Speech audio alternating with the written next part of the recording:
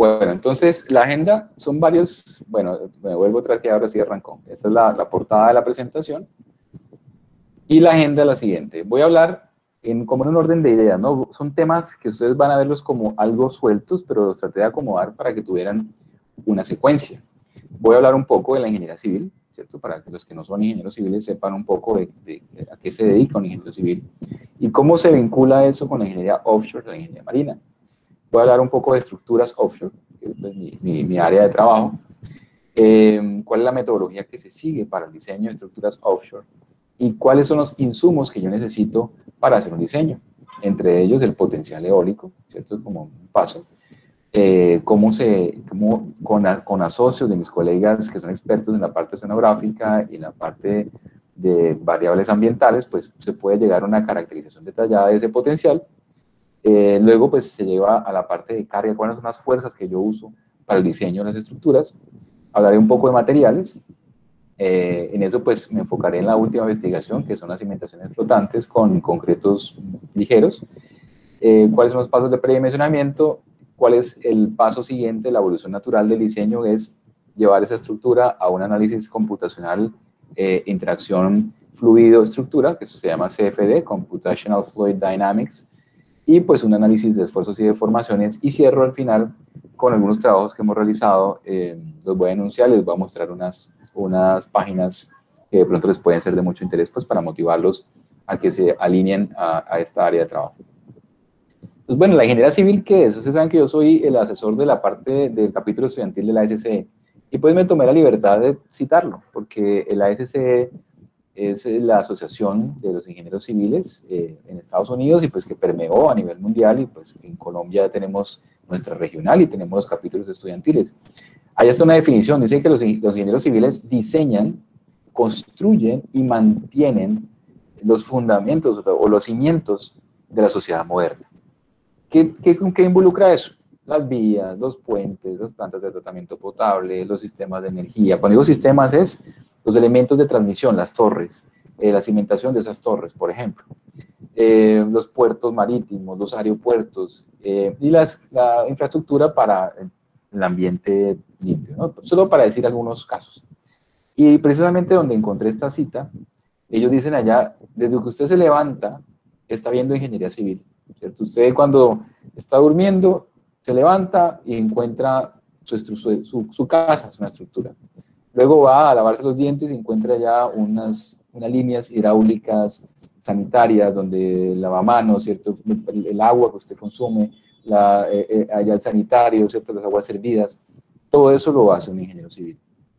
Cuando usted toma su vehículo, su transporte, una bicicleta, un carro, usted va por una autopista, una avenida, eso lo hace un ingeniero civil, los puentes, un ingeniero civil, todo, la planta de tratamiento, la captura del agua, por ejemplo, en nuestro caso, el río Magdalena, ese bocatoma para purificar el agua y poderla transportar hasta los sitios donde es el consumo, todo eso lo hace la ingeniería civil.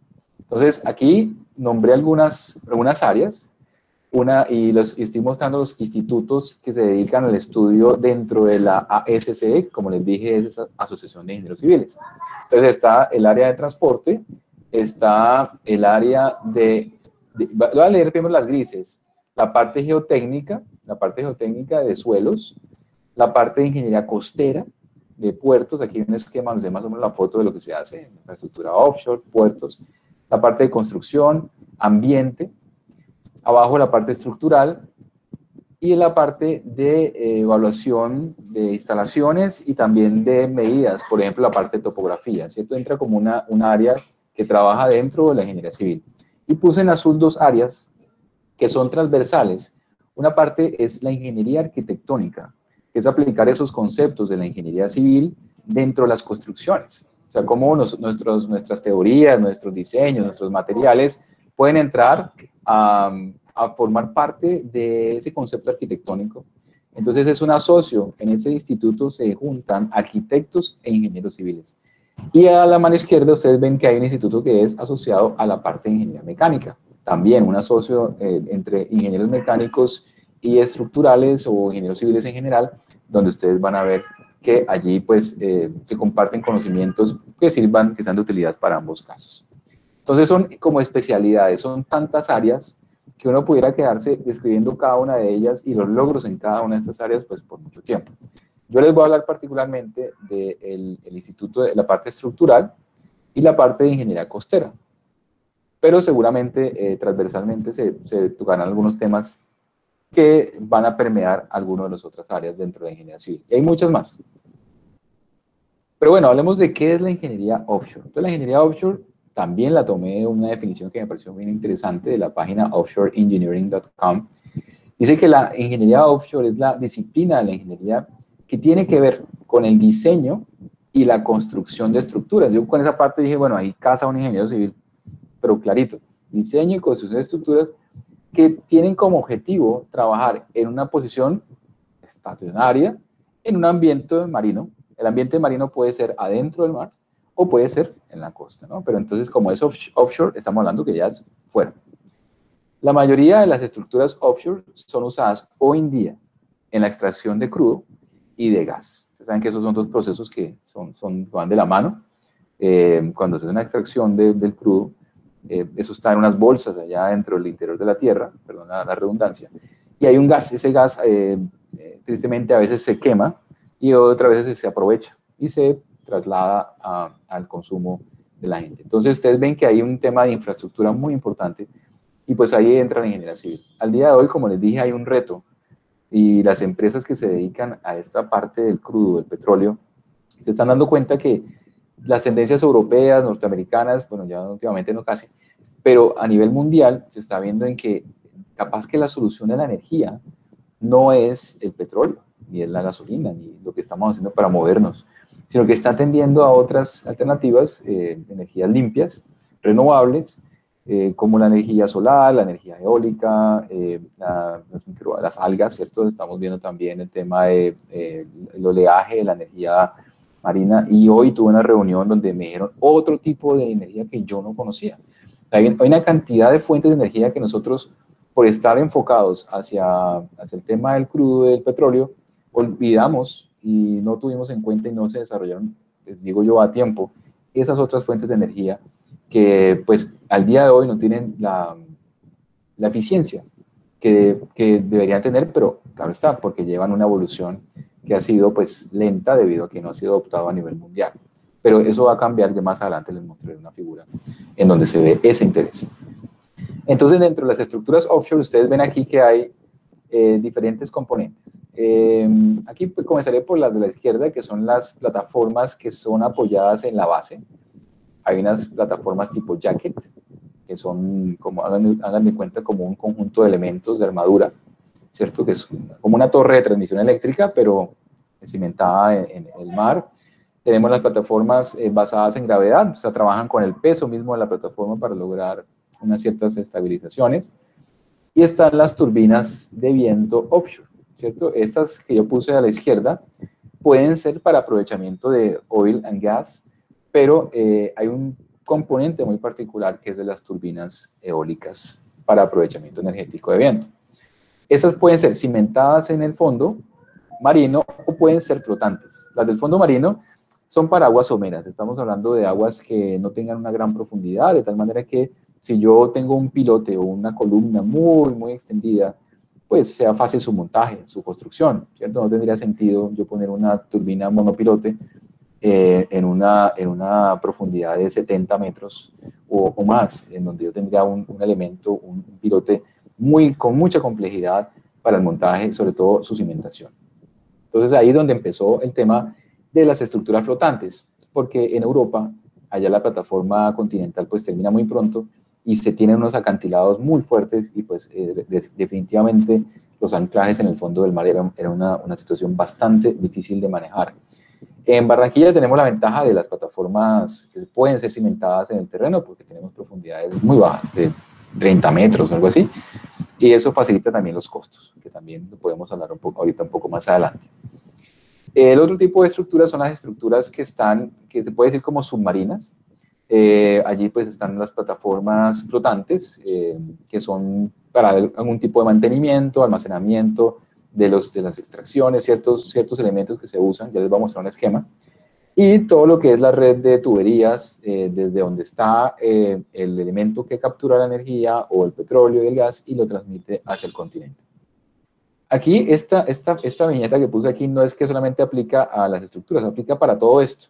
Hay un asocio, ¿no?, de muchas ingenierías, todas con la misma mayúscula, ¿no? Yo puse aquí en mecánica con mayúscula, pero realmente aquí todas son con el mismo énfasis. La parte mecánica, la ingeniería eléctrica, la ingeniería civil, ingeniería industrial también entra aquí en este proceso, la ingeniería sonográfica, la física y la geología. No se puede decir que hay un ingeniero que pueda dedicarse a esto y solamente él sea el solo que resuelva todos los problemas. No puede ser. No puede ser posible. Así como tampoco en una edificación se puede decir que un solo ingeniero, una edificación, digo, de una envergadura lo suficientemente grande, pueda dedicarse a todas el todero, ¿no? No, es muy difícil, ¿cierto? De pronto para una casita uno sí puede decir el tema de las tuberías, el tema de la conexión eléctrica, mira cómo lo soluciona, ¿cierto? Ahí viendo videos en YouTube y bueno, pero cuando es un edificio grande o cuando es una estructura grande, tiene que ir con los especialistas, con las personas que manejan cada uno de los componentes. Entonces, cada una de estas personas acá, la parte mecánica, lo que es la turbina, el rotor, todo eso lo manejan ellos, la modelación dinámica de las aspas, la parte eléctrica, como les dije, almacenamiento y transmisión, la ingeniería civil, la parte de las estructuras, la parte de los puertos, la parte de todo lo que tenga que ver con esa parte gruesa del soporte, la ingeniería industrial, todo lo que tiene que ver con la logística del transporte, la dinámica de los trabajadores, de los mantenimientos, de todos esos barcos que tienen que ir y venir para llevar personas. Todo eso tiene una organización. La ingeniería sonográfica para capturar datos en tiempo real para saber si las estructuras están cumpliendo con los datos de diseño. La física, también para el tema de los regímenes de corrientes, para el tema de mareas. Y tenemos la geología, que tiene el componente de la cimentación, que es una de las debilidades, es uno de los componentes que más lleva a la falla de ese tipo de estructuras que están cimentadas en el fondo del mar. Entonces, aquí hay un esquema que me gustó mucho, ¿cierto? He sacado un informe de REN 21 de hace 3 años, en donde ustedes ven desde el 2007 al 2018, ¿cierto? 2017, cómo ha sido el progreso de los diferentes tipos de energías renovables, ¿cierto? Como para que se hagan una idea de cómo es el sistema. Ustedes ven la energía de empresas, ¿cierto? Por ejemplo, lo que usamos en Colombia, ¿cierto? Nosotros tenemos hydropower.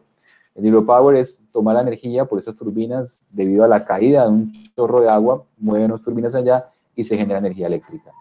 Cuando tenemos el fenómeno de la niña, fantástico, no hay cortes, pero llega el fenómeno del niño y ahí es donde el hydropower empieza a generar unos razonamientos y donde se necesita la complementariedad con otros tipos de energía que en Colombia pues realmente no los tenemos tan a la mano, ¿cierto? Tenemos algo de las termoeléctricas, pero no es la cobertura tan grande como lo es actualmente la parte de las hidroeléctricas.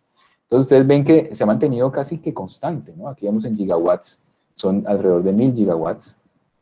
La parte de viento, que es lo que yo pues trabajo con mis colegas, miren cómo ha incrementado, se ha aumentado y sigue una tendencia en aumento en Europa, en Estados Unidos, Brasil, China, muchos países ya han empezado a cultivar sus granjas porque vieron la necesidad de que ya no podemos depender únicamente de las presas, además por el daño ambiental que tenemos. Todo tiene un daño ambiental, eso no hay que negarlo. Las turbinas eólicas también tienen una afectación ambiental. El ruido, ¿cierto? A veces genera que los peces y demás animales, la fauna que está allí, pues seguramente va a tener que migrar o cambian sus líneas de recorrido. Tenemos el tema de los pájaros que chocan con las aspas, el tema de los materiales que usamos allá y que tienen una vida útil dentro de la estructura offshore muy corta. Eso es un gasto. Todo tiene un impacto ambiental. Entonces, el tema es que la hidroeléctrica, pues, genera unos impactos, unas eficiencias, pero hay que buscar la complementariedad teniendo en cuenta los cambios climáticos que estamos viviendo. Luego está pues, el tema de la energía solar, ya ustedes saben también que es algo que ha crecido también exponencialmente, y pues el foco de la tecnología es lograr células más pequeñas y que puedan generar mucha mejor energía pues, con la radiación solar. El tema de energía basada en componentes biológicos, lo que comentaba las algas, y todo lo que tiene que ver con energía de la parte del océano y la parte geotérmica.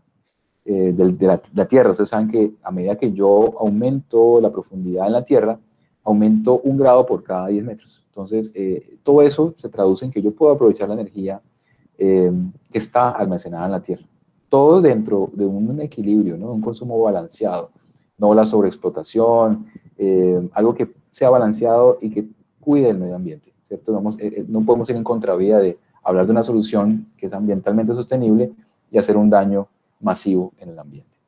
Entonces, eso para que lo vayan viendo, la producción total en el mundo a ese año era de 2.195 gigawatts, creo que hoy está duplicado ese valor.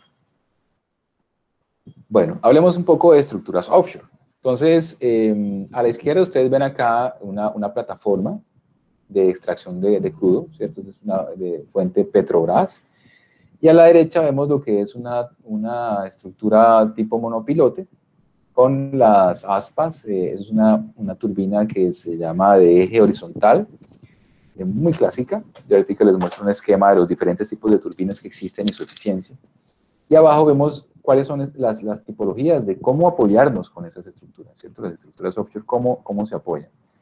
Permítanme un segundo, que aquí está viendo el chat.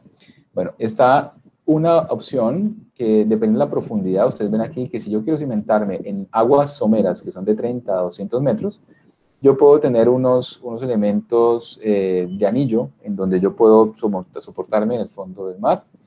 Luego está el jacket, como les comentaba, es una estructura muy similar como una torre de transmisión, de 0 a 450 metros. Cuando yo voy ya a mayores profundidades de 300 a 700 metros, ya puedo hablar de unos elementos que son tensionados. ¿Cierto? Un anclaje, aquí tengo unos tensores y aquí hay una plataforma. Y así, ustedes ven que ya la plataforma continental pues se acaba y aquí veo profundidades aumentadas hasta 1 kilómetro y 2 kilómetros. Y a medida que yo aumento ya no puedo estar anclado en el fondo. Tengo que buscar flotabilidad, tensión con cables extendidos, son tension leg platform, plataformas de patas tensionadas, se puede decir. Embarcaciones que también pues, me pueden ayudar se deben diseñar también para trabajar en esas condiciones. Y las tipo SPAR, que es la que estamos trabajando actualmente en un proyecto con las universidades que les comenté hace un momento. Son plataformas flotantes con anclaje, pero con el objetivo de turbinas offshore, ¿cierto? Que es la parte de energía que hoy nos reúne. Aquí vemos un esquema un poquito más bonito. Aquí se ve la Fixed Platform, como FP, es la sigla para esta. Compliant Tower, también se ven aquí como el diseño para lo que es la parte de Oil and Gas. Esta es la Tension Leg Platform. En la parte de la base tiene como unas 3 paticas y tiene unos tensores anclados en la profundidad. Luego vemos la convencional, la TLP convencional, que es mucho más masiva, robusta. La FPS, que es la Floating Production Facility, la industria de producción flotante, ¿cierto? Aquí ya tiene unos componentes industriales ya incorporados. Y entonces ven acá que hay un tubo, ¿cierto? Que llega a una manifold, es como una variante, en donde aquí pues hay toda una tubería que es lo que lleva al continente, ¿cierto? Transmite todo lo capturado hasta el continente. Aquí vemos la Truss Spar. Spar, recuerden que es ese tipo de elemento que es como un cilindro flotante. Aquí vemos el Classic Spar, ¿cierto? La tubería que estamos trabajando, pero con aplicación de turbina, no con oil and gas. Una boya de control, que también es una estructura offshore flotante. Y este es el barquito que les comentaba antes, ¿no? El FPSO, que es un Floating Production Storage Offloading. Es una plataforma flotante de almacenamiento. Entonces, también almacena y transporta. Esos son los que fallan y hacen los regueros de crudo en el mar, ¿no? Ya ustedes han conocido los casos de México y otros.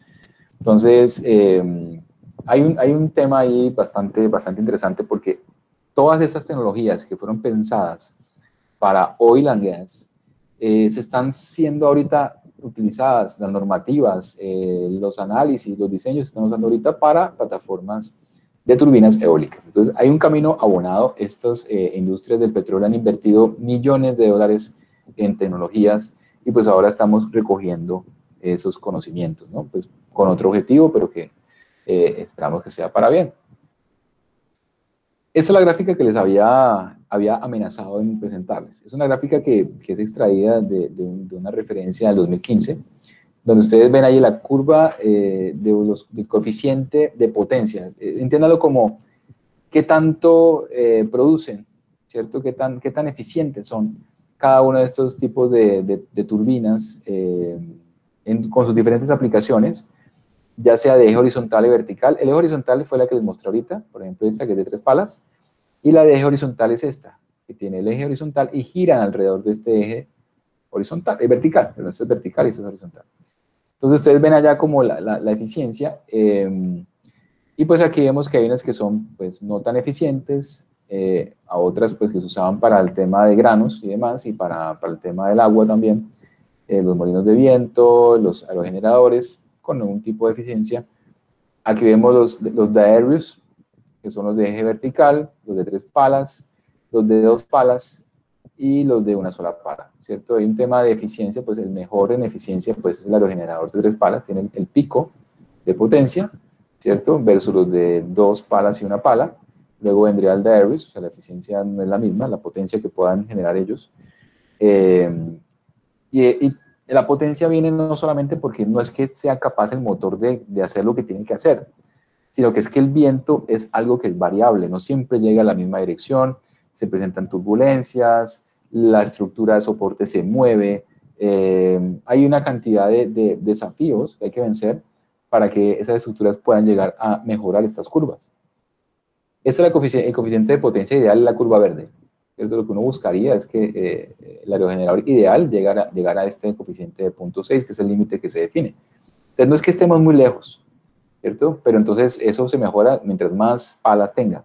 El tema es que mientras más palas, pues más costo, los mantenimientos y demás. Entonces se ha buscado como un equilibrio, ¿no? Entre lograr la máxima eficiencia con el menor número de palas, y pues así estamos, ¿no? Esperando que a alguno de ustedes les salga un eureka y podamos encontrar algo mejor. Turbinas eólicas flotantes, pues aquí tenemos 3 modelos de ellas. Hay una que es la semisumersible, que son básicamente un elemento que tiene varias columnas conectadas entre sí, y eso ayuda a estabilizar el elemento vertical donde se soporta la turbina.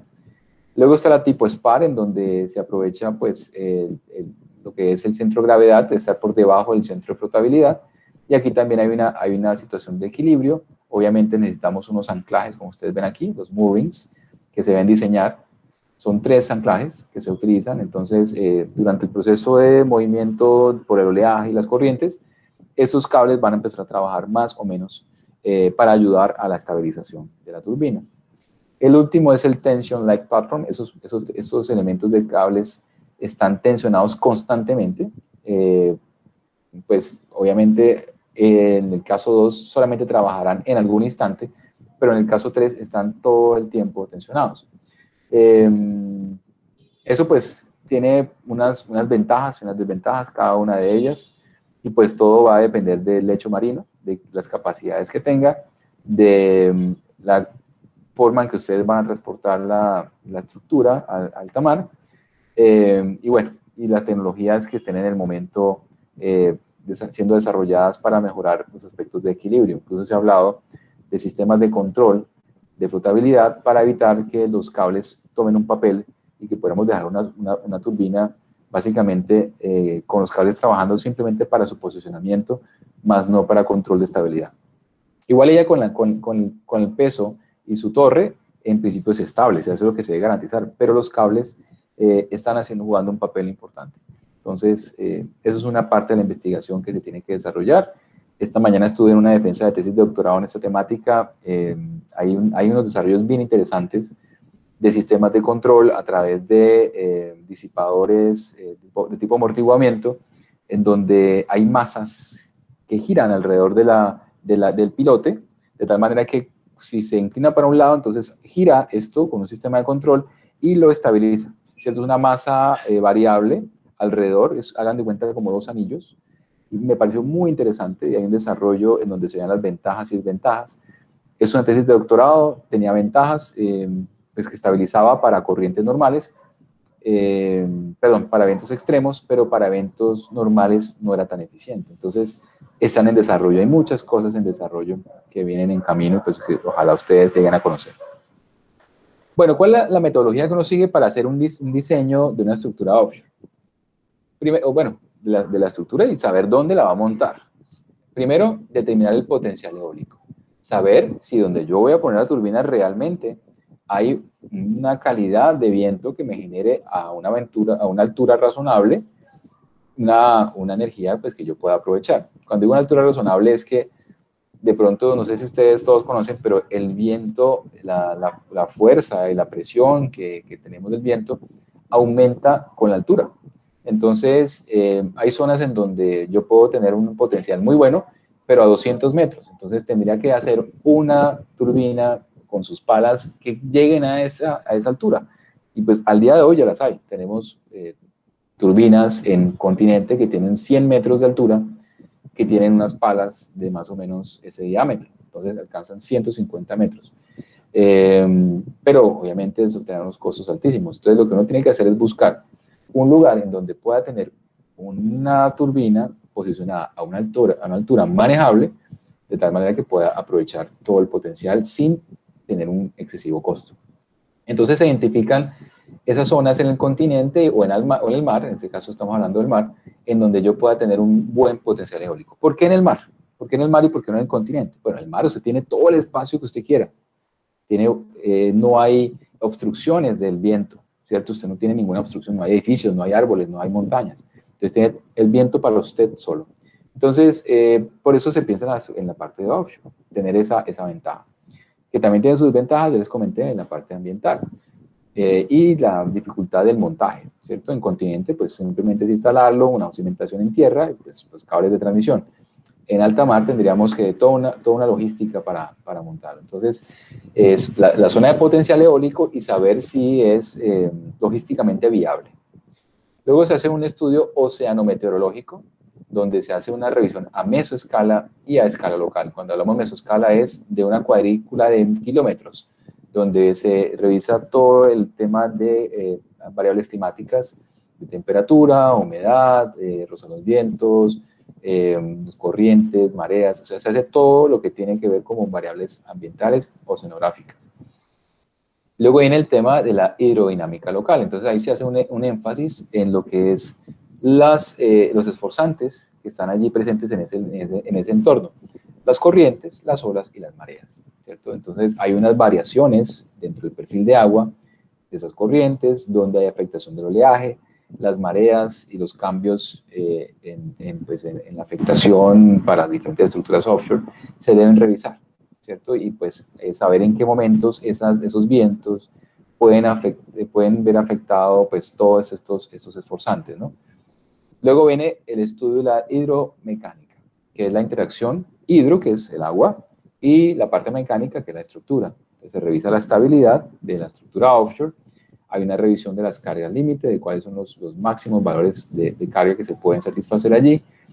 Y un punto muy importante, ahí sobra una tilde, es fatiga sin tilde, el tema de la fatiga. La fatiga es ese proceso en el cual el material no llega a su estado límite de capacidad ante las cargas, sino que puede fallar muy prematuramente por variación de cargas repetitivas de tensión, compresión, ¿cierto? Hay una situación que lo empuja, lo devuelve, lo empuja, lo devuelve, que es la situación que viven las estructuras. No solamente cuando se habla de estructura, luego estructura en general. Puede ser por viento, puede ser por sismo, puede ser por simplemente el paso por ejemplo, una estructura ferroviaria, un tren, un puente. Todas las estructuras tienen algún tipo de excitación dinámica. Pero si esa excitación dinámica se extiende en el tiempo, como es el caso de las estructuras offshore, son un criterio clave para el tema de su diseño. Luego viene la selección del tipo de turbina, pues eso va a depender de qué tanta energía quiero capturar, producir, por llamarlo de alguna manera, y pues las capacidades que se tienen en tierra para instalarla, ¿cierto? En Colombia hay una industria que necesitamos desarrollar en ese sentido, porque todo es importado, tanto los materiales para construir la turbina, la infraestructura, como también la turbina como tal, las palas, todo. Luego, análisis de elementos estructurales. Aquí ya es el tema del monopilote, el spar, los cables, los anclajes. Y pues escoger los materiales más idóneos para que soporten las cargas que nosotros estudiamos en el paso 4. Luego viene la parte de la cimentación. Hay unas fuerzas que se generan de esta selección y se deben diseñar las cimentaciones, ya sean la cimentación en el fondo del mar o bien los muertos, o lo que se llama así, que son unos elementos que uno deja caer al fondo del mar y que sirven de soporte para los cables que me ayudan a tensionar las estructuras flotantes. Entonces, esos muertos, esos elementos que se pierden allá en el fondo del mar, pues deben tener unas características que deben ser diseñadas. Y pues al final, la optimización o revisión de esos diseños según análisis de acuerdo a la eficiencia energética y de los materiales utilizados. Entonces ven que hay una situación de prefactibilidad en donde uno puede echar vuelta atrás para escoger otro lugar, reiniciar, y cuando ya todo está definido es que entra la parte de factibilidad. En la parte de factibilidad ya es el diseño como tal de la estructura offshore. Entonces vamos a mirar así, grosso modo, cada uno de esos pasos, ¿cierto? Que ya el tiempo, yo pensé que yo dije el tiempo es demasiado y veo que voy hablando y como he hecho tanta cháchara, perdón la palabra, resulta que se me ha ido el tiempo y me faltan una cantidad de temas. Entonces, esta es la parte en Colombia donde hemos identificado el potencial eólico. Ustedes ven aquí, hay una escala de colores en donde me dice el promedio anual de la velocidad del viento. Esto está en metros por segundo. Va de 0 a 4 y a más de 15. Ustedes ven que aquí en la región Caribe tenemos un potencial fantástico. Ustedes ven que la zona más oscura, que es la que tiene esos potenciales más altos, teniendo en cuenta la velocidad, es Santa Marta. Luego tenemos por aquí Barranquilla, ¿cierto? Tenemos el laboratorio aquí mismito, aquí al frente, antes de mirar por la ventana. Cartagena, pues, es un punto pues, que tiene un potencial, pero se concentra Santa Marta, Barranquilla y La Guajira. Entonces, son esos 3 puntos en los cuales estamos explorando la disposición de las probetas que nosotros estamos construyendo y pues llevando a cabo. Entonces, esto pues es a partir de la información de datos que se consiguen ya sea a través del IDEAM, que es nuestro instituto que rige la parte ambiental en Colombia. Me preguntan que a qué altura son estas medidas. Por lo general, estas mediciones son consideradas, por lo general, a 10 metros. A 10 metros. Si uno se va a 100 metros, que es el caso de Santa Marta, se lleva sobrado a los otros lugares, a La Guajira, a Cartagena y Barranquilla, pero sobrado. O sea, Santa Marta, si uno pudiera tener una turbina a 100 metros de altura o más, ya eso puede satisfacer la demanda, yo creo que del Caribe. O sea, es una cosa bárbara. Obviamente va a tener mucho que ver con la ubicación también, con la orientación. Los vientos tienen una dirección, no sé si alcanzan a mi puntero, ¿cierto? De noreste a sur-oeste, ¿cierto? Es la dirección de los vientos en nuestra región. Obviamente hay unas épocas en las que viene diferente, ¿cierto? Por el tema de los vientos fríos que vienen de Europa, que fue lo que pasó ahorita en diciembre. Me pregunta Kimberly, me dice que si no se aprovecha, actualmente hay proyectos activos. Precisamente no hay de ingeniería eólica offshore. En estas zonas no hay offshore. En La Guajira hay un proyecto que sí es conocido, lleva bastantes años, pero fue a nivel experimental, ¿cierto? No es un proyecto que por ejemplo, que dé datos a la comunidad. No es muy fácil conseguir los datos con ellos. Lo montó una empresa energética, montó como una planta de torres eólicas en La Guajira. Y ahorita sucedió una convocatoria en donde se dieron unos permisos ambientales para que varias empresas empezaran a trabajar en esa instalación de turbinas eólicas en La Guajira. Eso está ahorita en furor. Y están llegando ya empresas europeas aquí a hacer lobby en nuestras ciudades para también contar con esos permisos de exploración en nuestras costas. Y ustedes saben que aquí en la parte de oil and gas encontraron unas cantidades de pozos tremendas, pero aún no han encontrado como ese punto de equilibrio para empezar. Entonces están sondeando a ver a qué se le miden, si a una cosa o a la otra. Pero yo creo que tenemos un potencial eólico muy fuerte que yo creo que para allá debemos apuntar. Pero como te digo, offshore, en este momento no hay nada. Nosotros vamos a ser los pioneros en montar una turbina eólica flotante en Cartagena. Pero el objetivo es que esas turbinas en un futuro próximo queden localizadas precisamente en la zona de Santa Marta. Eso hay un proceso de permisos, hay un proceso de aparte de que haya el gobierno esté involucrado. En ese momento es un tema académico entre universidades a nivel nacional y con socios europeos que nos están apoyando desde la industria y la universidad en Europa. Pero vamos un paso adelante. Oscar pregunta, en la selección de materiales, ¿qué tipo de aceros se utilizan para los monopilotes, en general para las estructuras offshore? Claro, enfocado desde el punto de durabilidad, ahí puedes usar acero o concreto. Actualmente nos mudamos al concreto desde el punto de vista de la plataforma flotante, porque nos está garantizando un bajo peso. Ustedes saben que el acero tiene una densidad de 7.8 toneladas por metro cúbico, mientras el concreto, que es liviano, puede llegar a 1.8 toneladas, o sea, la diferencia en peso es tremenda. Igual la flotabilidad la da la forma, a veces pero el peso pues, es un factor, pero la forma es lo que nos colabora a que se pueda tener una flotabilidad. Los aceros son especiales, se llaman aceros tipo naval, son aceros que obviamente van a oxidarse en el tiempo, pero no tan fácil como los aceros convencionales. Sus características mecánicas son exactamente iguales a los de un acero que ustedes puedan usar para una estructura convencional, solo que tiene esa protección extra para ambientes marinos, ¿cierto? Duran más, pero igual se oxidan. Por eso la vida útil pues, no puede extenderse más allá de 15 o 20 años, sin mantenimiento. El tema del concreto, lo que debemos garantizar son los espesores y materiales adecuados para ataques de tipo marino. Estamos hablando de los sulfatos en el mar, y pues los recubrimientos que se requieren para las barras de refuerzo. Actualmente hay una empresa en Colombia que provee barras que se llaman barras FRP, que son poliméricas reforzadas con fibras. El día de hoy me escribieron que contara con el apoyo de ellos incondicional para que se pueda usar esas barras en concretos livianos, y eso garantiza pues que no haya recubrimientos necesarios, porque las barras de FRP no requieren recubrimientos ya que no se oxidan, son barras de resina con fibra.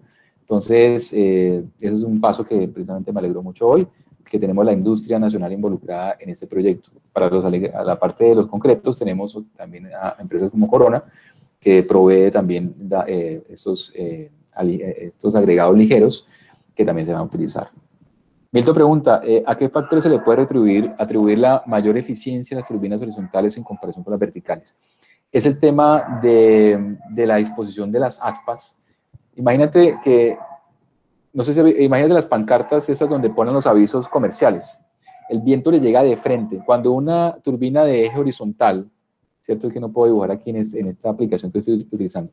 Cuando la turbina horizontal empieza a girar las aspas a una buena velocidad, esas tres palas se convierten casi en una superficie constante, ¿cierto? Se podría como la analogía es como un disco, y entonces el viento pues recibe toda, o sea, va a golpear esa superficie. Entonces, ahí se logra la máxima área que reciba ese empuje eólico, ¿no? Es una velocidad que viene, pero se convierte en presión. Las turbinas verticales, lo ideal que fuera de pronto no sé, es que es difícil. Si tú pones un cilindro, solamente la superficie sería una porcioncita de cilindro. Entonces, ¿qué se trató de hacer? Una eficiencia son estos cordones, me voy a volver un par de diapositivas, que es esta. Mira que estos elementos como cintas no son verticales, siguen como una orientación en forma de culebra, por llamarlos así, como una S, para que cuando giren se logre la máxima superficie horizontal. Yo creo que la debilidad está ahí, Milton. ¿Cómo hacemos para que esas formas de esas aspas de eje vertical puedan dar la mayor área superficial, ¿cierto? El área superficial más óptima para que ellas puedan aumentar su eficiencia. Pero es un tema de superficie. Entonces, porque el rotor fantástico y me reduce las vibraciones comparadas con las de horizontal. Entonces, si yo puedo, a mí me gustan mucho estas verticales. El tema es el eureka que necesitamos encontrar para que eso sea más eficiente. Y hay casos, yo he estado en los concursos de patentes y ya hay gente que está soltando ideas muy interesantes en ese sentido. Obviamente que no las voy a copiar, simplemente que les digo que ya hay gente trabajando en eso. Andrés pregunta, ¿hay 65 proyectos de generación eólica en tierra? Exactamente, para La Guajira. Para el 2021 serán 6.5 gigawatts. Fantástico, eso es una muy buena noticia, Andrés, excelente. Eso es, gracias por el aporte. En La Guajira, realmente allá tenemos zonas que están totalmente despejadas y que se pueden implementar ese tipo de proyectos y ya están en marcha. Miren qué buena noticia. 6.6 gigawatts, 6.5 es una excelente noticia comparado con lo que tenemos instalado hoy día. Fantástico. Bueno, sigo avanzando un poquito. Voy a tratar de avanzar un poco acá. Esto es lo que sucede en los meses en cuanto al potencial eólico. Miren qué pasa en enero, febrero y marzo. Y luego, ¿qué pasa? El potencial cae. Entonces, no todos son buenas noticias, ¿no? No todos son buenas noticias. Desde mayo hasta noviembre, la turbina va a quedar casi que quieta, ¿cierto? El potencial en vatios por metro cuadrado, casi nulos, muy poco. Entonces, ahí es donde se habla de la complementariedad. No podemos depender únicamente de la turbina eólica ya puesta y vamos a creer que eso nos va a satisfacer de energía todo el año. Entonces, ahí viene la combinación hidroeléctrica en los meses en donde no tenemos viento, y apagamos la hidroeléctrica y empezamos a poner a trabajar las turbinas en épocas de viento para ser eficientes. O bien la turbina, los paneles solares, también tenemos allá unas potencialidades muy altas aquí en la costa, el sol todo el día, todo el que usted quiera, en todo el año. La parte de corrientes, o sea, es buscar complementariedad. Y actualmente en los concursos de energía en Europa le dicen, ok, muy bonita su turbina, pero tiene que tener otra tecnología. Lo vuelven una obligatoriedad dentro de los proyectos que están vigentes en Horizonte 2020, que ya cerraron hace poco. Entonces, para que lo tengan muy en cuenta. Aquí vemos una rosa de los vientos, de cómo se puede considerar estas velocidades, la orientación. Ustedes ven aquí norte, sur, este, oeste, y vemos cuáles son precisamente esas preponderancias de la dirección del viento y los valores, cómo es la fluctuación en el tiempo, ¿cierto? Vemos aquí en la escala de 1980 hasta el 2020, cómo han sido los vientos. Ustedes ven que hay una línea base, ¿no? Que ustedes pueden tener en cuenta. Eso es para Cartagena y para Santa Marta, donde tenemos unos picos interesantes en ciertos periodos del año, ¿cierto? Están en escalas similares. Entonces, el viento es una situación sostenida, ¿cierto? Sostenida que no está todavía muy afectada por la crisis climática. Bueno, eso es el tema de las fuerzas. El tema de las fuerzas para el diseño de las estructuras eólicas tiene que considerar la parte hidrodinámica, ¿cierto? Que es la parte de lo que está sumergido, el empuje de las fuerzas bajo la línea de agua, por llamarlo de alguna manera. Se usa la ecuación de Morrison, tiene en cuenta las velocidades y las aceleraciones de las mareas, las corrientes. Entonces, eso es importante para saber qué tanto debo yo fijar mi estructura ante esas fuerzas. Realmente esas fuerzas, se los confieso, no son muy altas. El problema es que son repetitivas y constantes en el tiempo. Y eso es lo que genera la fatiga.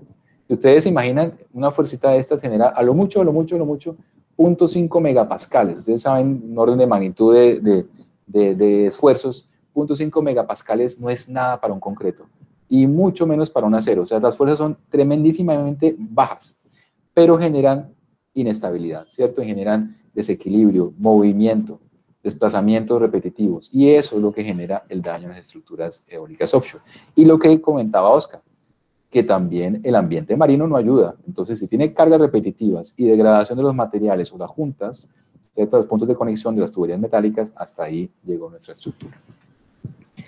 De materiales, bueno, aquí simplemente citar un estándar de Dinamarca, el DNV, donde se han hecho bastantes desarrollos en el tema offshore, pero en oil and gas, y pues recientemente, recientemente hace 20 años, nosotros nos llevan muchísimo tiempo allá en Europa, ellos llevan unos estándares de diseño y construcción de estructuras offshore. Entonces aquí un recuento de cuáles son los materiales que se pueden utilizar, los cementos que son resistentes a ambientes marinos, lo que preguntaba Oscar, agregados livianos para que pues, sea mucho más sencillo llevarla al alta mar, ¿cierto? Arrastrar la estructura al alta mar, ¿cierto? Porque no se construye allá, uno la construye en tierra y la lleva, ¿cierto? Con flotación, con barcazas, y la lleva allá porque son elementos muy grandes, prefabricados y son en concreto o en acero.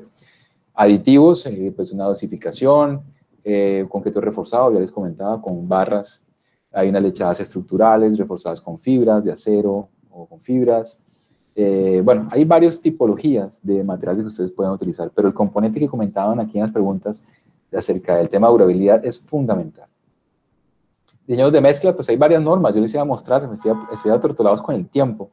Hay varios documentos técnicos en donde ustedes pueden ver el diseño de mezclas de concreto normal, pero hay unas guías para estructuras que son de concretos de bajo peso y particularmente para aplicaciones offshore. Y ahorita les voy a mostrar aquí, yo creo que tengo tenía la página abierta. ¿Dónde está? Aquí, qué pena, les pongo aquí a mirar todas mis cosas. Es esta que está acá.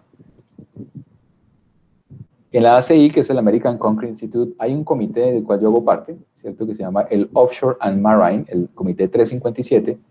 Este comité genera varios estándares y uno de ellos es la guía para el diseño y construcción de estructuras de concreto offshore tipo fijas. Las fijas son las que están allá ancladas en tierra.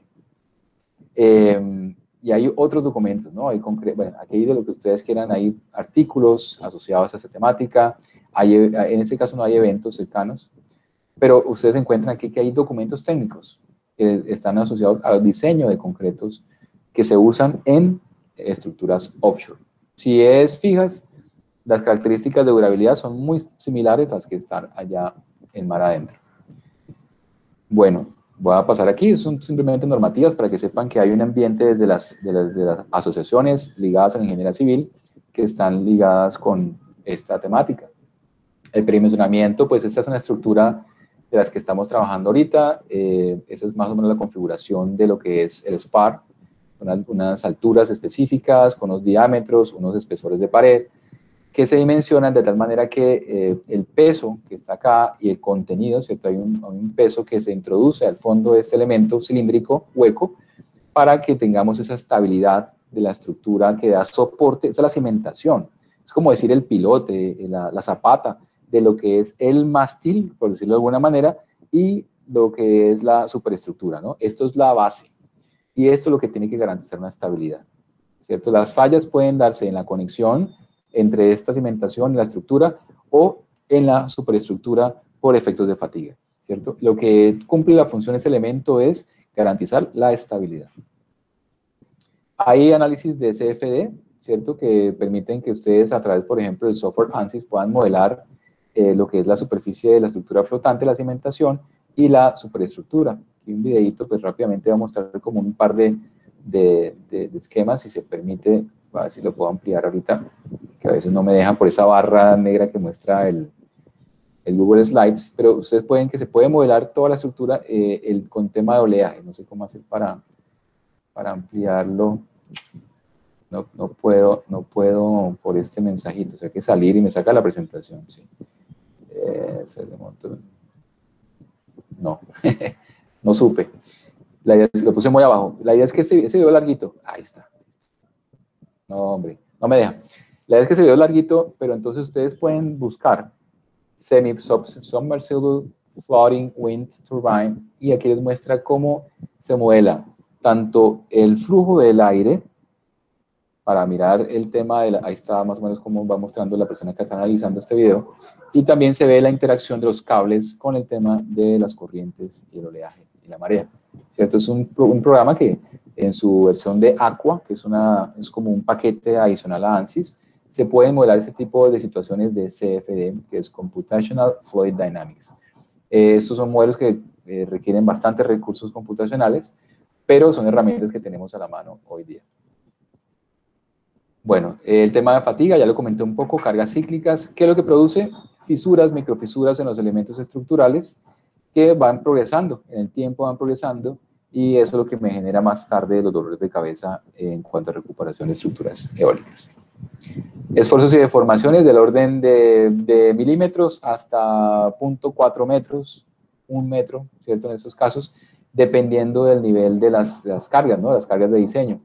Por ejemplo, una deflexión de 1 metro es algo inaceptable. Entonces, ustedes lo que tienen que hacer es modificar los parámetros de diseño, de altura, diámetro, revisar los cables de tensión para que se logren unos niveles de esfuerzo y de deformación o desplazamientos aceptables. Todo eso con un software estructural. Y el diseño de las líneas de amarre, ¿no? Todo eso tiene un sistema de ecuaciones de cables, porque uno no vio en estática ni en análisis estructural. Bueno, aquí lo tiene que repasar para garantizar que las superficies de flotación, las cimentaciones no tengan grandes volcamientos. Aquí hay unos parámetros de aceleración rotacional que se llaman pitch, roll and sway. Hay varios parámetros de medición para estructuras offshore en cuanto a aceleraciones rotacionales que no son las convencionales que usamos nosotros en estructuras, ¿no? Que son las aceleraciones X, Y, Z, sino que aquí ya miramos de rotación, volcamientos. Entonces, eso también lleva un cálculo de acuerdo a las normativas que les comentaba en el pasado. Bueno, y como para ir cerrando, cierto que ya estoy pasado por un minutico del tiempo previsto, es que nunca dejemos de lado que todo lo que hacemos dentro de la ingeniería civil, ustedes vieron que yo como ingeniero estructural, uno dice, oiga, pero ¿qué hace este señor metido haciendo turbinas? Como les decía al comienzo. Ya vieron que hay varias cosas que uno puede colaborar. Hay manuales de diseño, pero todo es susceptible a mejora y optimización, y para eso necesitan un especialista en las áreas que uno sabe hacer, en la parte de estructuras. Ya mostramos que hay otras áreas de transmisión, de transporte, la parte de geotecnia, ¿cierto? Yo no soy únicamente el único que puede participar acá, sino que hay otras disciplinas. Y la idea es apostarle ojalá a los 17, ¿no? Pero no podemos apostarle a todo al mismo tiempo. Pero ustedes saben que tenemos varias cosas. En el tema de infraestructura hay mucho por hacer, en este tema de offshore, en el tema de aquí energía asequible y no contaminante, estamos por aquí. Hay realmente comunidad sostenible. Uno le puede apuntar a varios de ellos transversalmente y pues siempre apuntarle que ese es el futuro que se ha definido el planeta para lograr esa sostenibilidad que todos soñamos. Algunos trabajos que hemos desarrollado, artículos en donde hemos trabajado precisamente en este artículo, miramos esa potencialidad de la industria offshore en el país, ¿cierto? Te lo recomiendo. Algunos métodos que hemos desarrollado también para determinar los eventos extremos para ingeniería offshore. Algoritmos genéticos también se han desarrollado. Hemos desarrollado para evaluar esos espectros o parámetros que se usan para el diseño de estructuras. Selección de los parámetros. Hemos dado a la comunidad a través de artículos abiertos, de lectura abierta, para que las personas puedan acceder a la información que nosotros hemos usado para la modelación hidrodinámica. También los códigos de algoritmos genéticos se han dado también, se han abierto a la comunidad. La idea es que sea open, abierto para todo el mundo, open source. Más publicaciones que tenemos aquí. Esos son los códigos que les dije. El código MATLAB está totalmente abierto para que ustedes lo puedan usar. Código de algoritmo genético. Con una información de entrada, pues se hace una optimización de los parámetros que se usan para el diseño de estructuras. Tesis de maestría. Aquí vemos una que era la evaluación estructural de monopilotes en el Atlántico.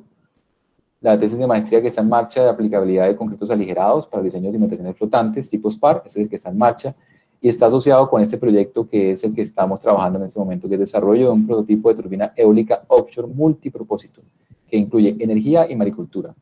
Aquí donde están todas las universidades que les comenté al comienzo. Y por último, pues, promocionar este programa que tenemos en convenio con la Universidad de Nantes, que es el UNEC, es la Universidad Numérica de Ciencias del Mar. Ahí estamos con el programa de Ingeniería Civil y con Mecánica, también está Industrial y otro departamento. Ellos pueden hacer convenios de doble titulación con la Universidad de Nantes en este momento. Actualmente lo tenemos con Civil, que es la maestría en tecnología marina, ¿cierto? Obras públicas marítimas. Es una maestría de 2 años que se puede hacer con enlace pregrado, posgrado. Y bueno, eso era todo. Muchas gracias. No sé si hay alguna pregunta como final. De la que les agradezco. ¿Alguno tiene alguna pregunta? No sé. Con mucho gusto, Milton. Estaba ya agradeciendo por el chat. Igual, Kimberly, con mucho gusto. Ojalá se puedan vincular o seguir trabajando en el tema los que ya están. La idea es que se hayan motivado. Con mucho gusto, Natalia. De verdad que sí. Con gusto hoy. Bueno, voy a dejar de compartir por aquí. Ya que no hay preguntas, le agradecemos al profesor Guzmán por su tiempo y pues por brindarnos todo este conocimiento tan importante en la situación pues en la que está nuestro medio ambiente y con toda la tecnología que contamos ahora mismo, y también muchas gracias a todos por su asistencia, por su participación. Bueno, muchas gracias a ustedes por la invitación y bueno, esperamos vernos pronto de nuevo. Sí, Chao. que tengan un buen día.